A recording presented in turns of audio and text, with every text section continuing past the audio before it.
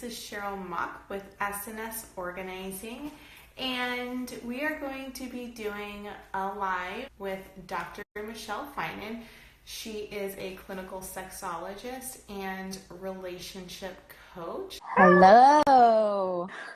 So I wanted to, we'll just go ahead and get started. Let's dive on in. Yeah, so I did introduce you. You're a clinical sexologist, a relationship coach, and your name is Dr. Michelle Fynan. So I'd love for you to share a little bit more about what you do and about yourself.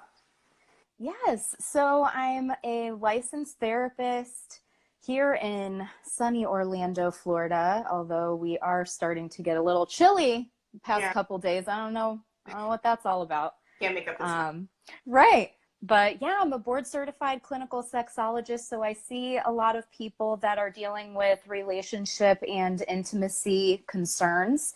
And through that, I do some relationship coaching here. And yeah, I'm loving it. I'm also an educator. I teach over at the American Academy of Clinical Sexologists and Full Sail University. You have quite the credentials. Very impressive. Thank you.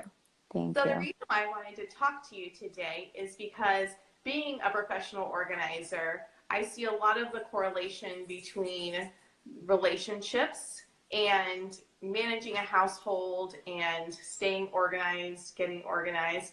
So I wanted you to maybe share some tips on how someone who's either merging a household or even just people living together can make that transition smoothly.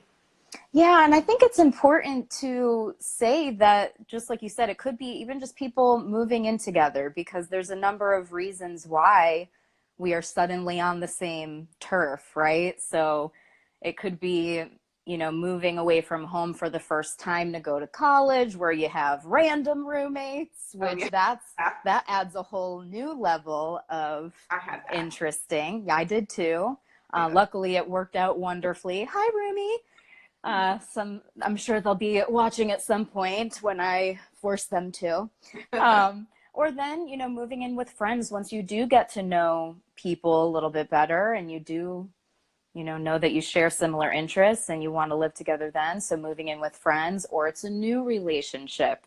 And then that has a whole other level of interesting, or a marriage, or even after a divorce when you move back to those wonderful roommates who are so supportive of you. So there's a number of reasons why we're merging households, but really the same tips kind of apply across all of the different avenues. So clearly we're going to say that the number one tip would be communication, right?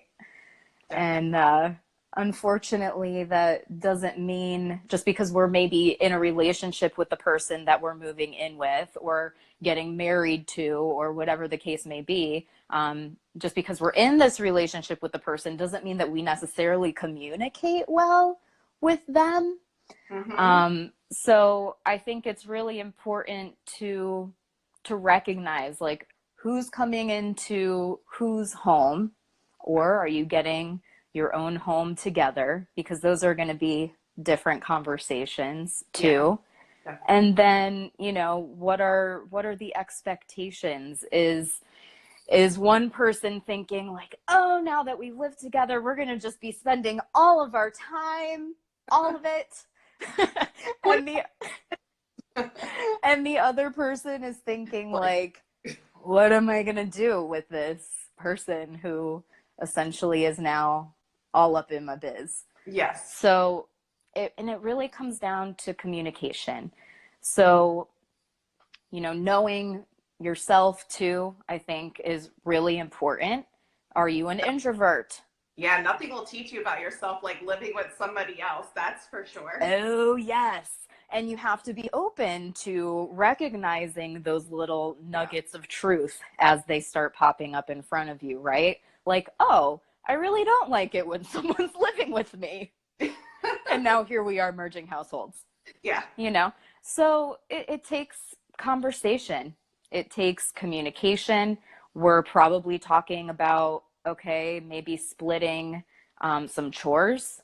We may be talking about like, hey, there's really not enough space. Whose stuff is going to go? Yes, you because know? everyone always thinks the other person should get rid of all of their stuff or Oh, most yes. of it. Yeah, there's Oh, yes. like, You know, and as you know, I'm sure there are some of us who attach memories to things. yeah, somebody As my thumbs me up, husband, getting rid of everything. as my husband gives a thumbs up. Hi, babe. There's people who attach memories to things, much like myself. There are others who are a little bit better about getting rid of things, Yeah, like my husband. So, conversation, communication, key elements of a good relationship, really.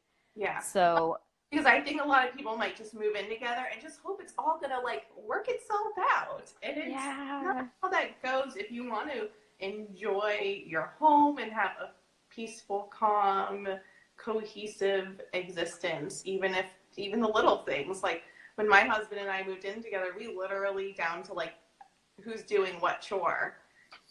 We had a little chart and it didn't work to it didn't work, but it didn't work, but we didn't always stick to it, but we had the conversation and at least we were on the Yes. same page. And then we found like there were certain things. I talk all the time about how I hate washing dishes, and so he washes the dishes, and originally it was supposed to be whoever cooked washed the other person's Right. dishes because that seems fair, but Yeah. like I don't like cooking and I don't like washing dishes. I told my husband he's the executive chef of the Mock household. So that's a very I have one. I have an executive chef too. We are see, very lucky. we are super lucky. Yeah, we are. This expectation too high for other people out there though, because Yeah. that Well, won't and necessarily happen everywhere. yeah, and like you said, it didn't work, but you had the conversation, you know? So what we think is going to be one way for sure, like, oh, we're going to do things right. We're going to have a list, you know? And Yeah. we're going to do these conversations, but it might not end up working and things change and we adjust. But Yeah. we have the conversation Mm-hmm. and that's the important part. And you know, recognizing that some of this is going to be like really like we're going to think it's going to go one way and it's going to be all daisies and it's going to be just like in the movies. Oh yeah. So sometimes our expectations are not realistic. Yeah. But you know, being kind to ourselves and being like, oh, I was so cute to think this was going to go easy. You know, acknowledge that conflict can arise, which perfectly leads me to Mm-hmm. tip 2, where we're looking at conflict management, right? Yep. So we want to be able to compromise Mm-hmm. and recognize that some battles are worth fighting Mm-hmm. and some are not. Yeah. So I'm sure we each had our own little battles and continue to have our own battles because we're human, Yeah. you know. Just knowing when it's time to compromise and what does that look like? Yeah. Well, I think compromise is like having double of everything. Like I think a happy relationship is 2 sheets and 2 comforters. Yeah. And But the more blankets you have that you don't have to share, the better. yeah, and for some couples that may mean separate beds and that's okay. You Yeah. know, I think it's really important that we recognize what works for you might not work for everyone, but that doesn't mean that there's necessarily something wrong, you Yeah. know? Yeah. So normalizing some of the things that you might be extremely worried about, like, oh, you know, he snores and I have to sleep in my own bed, whatever. I've heard a lot of people come to me with this, like, I guess we're not going to work. We need therapy because you know, we can't be in the same bed together. Well, if that's what's going to make you continue to love each other, I say Yeah. go for that. Yeah. Well, and I think it's just because you see like society and even on TV as progressive as TV can be these days, it's still that idea of like, you're this happy couple, you go to bed together, you kiss each other goodnight after you read your book. I mean, who does that? But that's like the messages we get that like that's what it should be like, I guess. Yeah, and that it's broken if it doesn't look that way. So I really want to push that idea of what is working for you is what's the most important, and just kind of go from there, and just recognizing that compromise is important. And then my final tip is just all about celebrating what is working too. Because a lot of times we focus so much on what's going wrong, and how, because this is a big life event, regardless of whether or not, what type of relationship it is. So celebrate what's going right. Yes. And, communicate about what's going wrong, and compromise to find that middle ground. You said a really good thing that I was like, oh, that's really interesting, the other day, that you help couples organize to the person who is, was it the least, or how did that work? Yeah, so my whole idea with organizing is usually opposites attract. Like, that's just been my observation of people, is that usually someone's organized and then someone's trying to like bring the other one along with them. And so basically my whole idea is organize to the least organized person, because if you're naturally organized and that comes easy for you, you're usually pretty adaptable and can work with different systems. But the least organized person is really limited in the systems that will work for them, that will be easy for them to maintain and keep up with. And so if you organize to that person and have their input and help them along, like my husband and I, he told me, well, I think he's watching, but kind of things to talk about. Don't start throwing our dirty laundry out there. Used to drive me nuts, because he would come in with his backpack from work and dump it all over the couch. And it was and this year I was like, what are we going to do to like stop that? And I was like, if we put a hook by the door, super simple, like, would you be on board with putting it there? Because the other person has to be on board. It can't be like this imposed thing on them if they're part of the process. And yeah, as he waves, hi. They're like, they feel like they're not being boxed around and told what to do, although I'm probably not always the best and not coming across that way. But we literally just threw a hook on the wall and he puts it there every day. And so there goes that whole crap all over the couch. Yeah. Problem solved. And it didn't have to be an argument. And I think some people, just goes back to communication. Some people communicate best through arguing, but that's not always like the healthiest, especially in a day-to-day. Like, if you have to communicate to get a message across by arguing all the time, that's like a really good home environment. And when you're not happy at home, that's where that whole, what's the word I'm trying to say? Like, it's like a snowball effect. Then, your house. Then it trickles into other areas. Yeah. And so I just think that that's a really important point. It definitely is. And, we do what we know, right? So if we grew up in a house where the communication was, we got to yell to get our point across. Yeah. Sometimes we're going to do that, unless we're like hell bent on, I'm going to do things differently. And even then, you might still find that we do what we know. But I think it's also important to know, when we're trying to solve a problem here, and when we're fighting, our brain is in fight or flight mode. So it shuts down the creative problem solving areas of the brain to where we're not coming up with any good solutions. We might be like barking out solutions, but they may not actually be good ones. Yeah. We might feel like we're getting it off our chest, but it might not actually be doing anything productive. So being able to also know your conflict management style, I think, is really important too. Are you the type that avoids it and then you explode? Or are you the type that kind of rolls over and lets the person do whatever they want because you're super accommodating, but then you end up resenting them because you feel like your needs aren't being met? Yeah. So again, kind of some self-reflection, I think, is important when you're merging households. Communication is key. Yeah. Reflective listening, I statements, and these are all things that if they don't come naturally to you, they can be learned. And Yeah. like you said, you know, you came up with a solution and it maybe didn't stick immediately, but when we're changing a habit, it is going to take some time.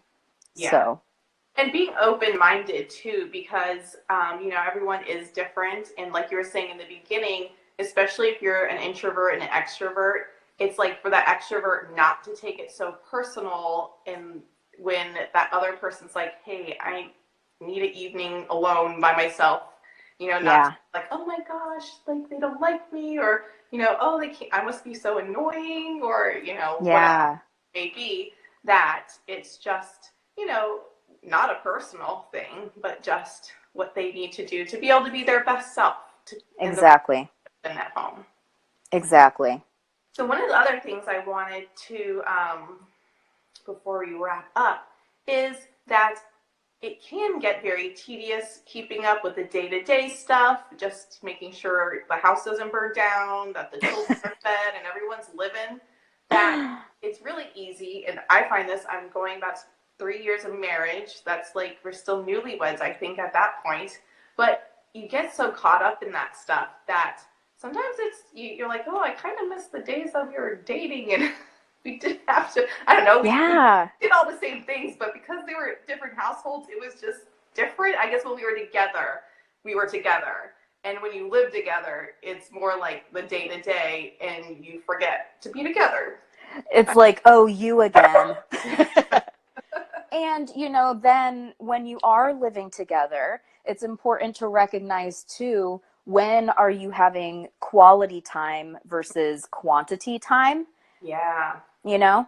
And, you know, that kind of goes towards also knowing your love language too, I think, because if you are a quality time type of person, you would think that you would get that need met by living together, and then you might find yourself disappointed and think that the relationship isn't going well because you're not fulfilled and yet you're together all the time. But it really is more about that quality time, you know, just sitting next to each other on the couch, you know, binge watching Netflix might be awesome for What? some couples, and Uh-huh. then it might not be Right. enough for others, you Yeah. know? And I think, again, that goes towards conversation and self reflection and having coupley conversations, or, you know, if you are just roommates, knowing that, you know, learning more about each other through conversation. And then that kind of goes back to my tip number 3 about celebrate. You know, you do still have to keep that spark alive. Yeah. And I read a research article just today that surprisingly, it was actually women who were getting a little bit more disappointed in the lack of like excitement in the bedroom, whereas Okay. society tells us it's men that want all of this like different whatever Yeah. along the way, right? But it was women in these surveys that were showing that they were looking for something more than what they were getting. Oh. So I think it's important for us to be looking at these things and to be saying, how can we still keep that spark alive? Because, you know, just because you are in love does not mean that you're great at communicating with one another. It No. doesn't mean that you are able to show it and speak that language of love. And, you know, it also doesn't mean that just because we love each other one day that it's going to carry us through like a fairy tale. Yeah. It takes nurturing. Yes. It takes nurturing. So For sure. yeah, and it's worth the work, we call it, you know. We'll call it work. Yeah. But it should be fun, you know, and let's make it fun and not have it just be monotonous day to day. And just like making the point to do whatever works or fits for your relationship. Because I know this year my husband and I started going to the gym together, and that's kind of our quality time. It's just Yeah. and we push each other, encourage each other, and it's for different purposes. it's more accountability for me, so I actually do it. And I don't know if he really enjoys doing it, but he takes one for the team. And so that's one of the things that we make a point to do every week for our quality time. So it's different for everyone to look different and be different. But just to have like that one thing, even if it's maybe before you go to bed, you read a chat together or article or share an article, whatever. Just have those moments. Schedule the time. Yeah. Schedule the date nights. Schedule the alone time. You know, really get clear and intentional with how you want things to go so that you can get things to work the way you want them to work, instead of leaving it so much up to chance. I think that, you know, what we see in movies with things just being super spontaneous, we may want that, or we may think that if it doesn't work spontaneously, that it just wasn't meant to be. And I'm here to say, like, forget that. You know, things need to be, we need to think through what we're doing, water the right seeds that we want to grow, and just be intentional and have some fun. Awesome. Well, I think that's a great way to end. That was a good. Yeah. Well, thank you so much. I don't know if you wanted to say anything else or. Well, I think maybe just in the end too, if things are not going smoothly and we're still being kind to ourselves and they're still not going smoothly and we're really like looking for support, reach out to the people that you think can give you the support, you know? There's no shame in asking for help. No. That is for sure. No. And, you know, I think couples don't talk about how hard things are because they don't want it to seem like there's something wrong in their relationship. Or they don't want to seem like they don't have their house together. Like, I'm sure there's some people holding back even saying that, like, yeah, I worked with an organizer because they want to pretend like they did it all themselves, you know? They did it. Oh, I'm going to tell people. And I say, hey, that's between, it's just confidentiality. So, like, it's whatever you want it to be. You can tell everybody you did this yourself. That's fine with me. Yeah. I see Brandy on the chat. Coupling is hard. Adulting is hard. Life can be hard, but it can also be amazing. So, but it takes a village. Yeah. It takes a village. Yeah. And I always say, like, you know, it's not easy. Relationships aren't easy. And some days you may not even really like each other that much. But as long as you love each other, it'll all, you know, you'll make it work. It'll carry you through. Yeah. Definitely. Oh, thank you so much for having me, Cheryl. You for joining us, and everyone else who's joining. And Brandy, we're glad that your house did not get burned down. She commented that. Well, that will not be named. Almost burnt the house down. We're glad you still have a house. And thank you for being here. And have a great night, everybody. Yes. Bye. Thank you. Bye.